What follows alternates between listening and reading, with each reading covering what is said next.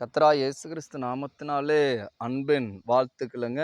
நீங்களும் நானும் நல்லா இருக்கணும், வாழ்க்கையில முன்னேறணும் வாஞ்சிக்கிறோம்.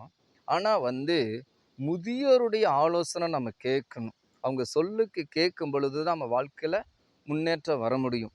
மனதில ஒரு மாற்றம், வாழ்க்கையில ஒரு முன்னேற்றம், முதியோருடைய ஆலோசனை நம்ம கேட்கணும். அப்படி கேட்கும்போது வாழ்க்கையில முன்னேற முடியும். அதுக்கு எக்ஸாம்பிள் பாருங்க. இங்க வேதாகமத்தை பார்க்கும்போது யாத்திராகமம் 18வது அதிகாரம் 21வது வசனம் சொல்லுகிறது, ஜனங்கள் எல்லாருக்குள்ளும் தேவனுக்கு பயந்தவர்களும் உண்மையுள்ளவர்களும் பொருளாசை வெறுக்கிறவருமான திறமையுள்ள மனிதரை தெரிந்து கொண்டு அவர்களை 1000 பேருக்கு அதிபதிகளாகவும் 100 பேருக்கு அதிபதிகளாகவும் 50 பேருக்கு அதிபதிகளாகவும் 10 பேருக்கு அதிபதிகளாகவும் ஏற்படுத்தினார். இல்லைங்களா? 50, 10, அடுத்தது 50, அப்புறம் 100, 1000. படிப்படிதான் கர்த்தர் நம்மளை என்ன பண்ணுவார்? உயர்த்துவாருங்க.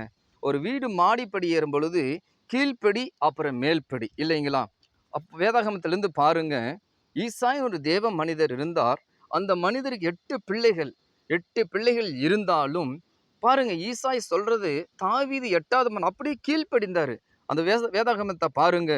1 சாமுவேல் 17வது அதிகாரம் 18வது வசனம் பாருங்களேன். இந்த 10 பால் கட்டிகளை 1000 பேருக்கு அதிபதியினிடத்தில் கொடுத்து, உன் சகோதரர் சுகமாய் இருக்கிறார்கள் என்று விசாரித்து அவரிடத்தில் அடையாளம் வாங்கி கொண்டு வா என்றான். யாரு? ஈசாய் தாவீது கிட்ட சொல்லி அனுப்புறாரு. ஆனா பாத்தீங்கன்னா 1000 பேர் அதிபதி போய் பால் கட்டி கொடுக்க சொல்றாரு. நீங்க அதே அடுத்த அதிகாரத்தை நீங்க பார்க்கும் பொழுது 1 சாமுவேல் 18வது அதிகாரத்துல என்ன நடக்குது பாருங்க. 18வது அதிகாரத்துல 18வது வசனம். அவனை தள்ளிவிட்டு அப்புறப்படுத்தி அவனை 1000 பேருக்கு அதிபதியாக வைத்தான். அப்படி அவன் ஜனத்துக்கு முன்பாக போக்குவரத்துமாய் இருந்தான். தாவீது தன் செய்கையெல்லாம் புத்திமனாய் நடந்தார். கர்த்தர் அவனோடு கூட இருந்தார்.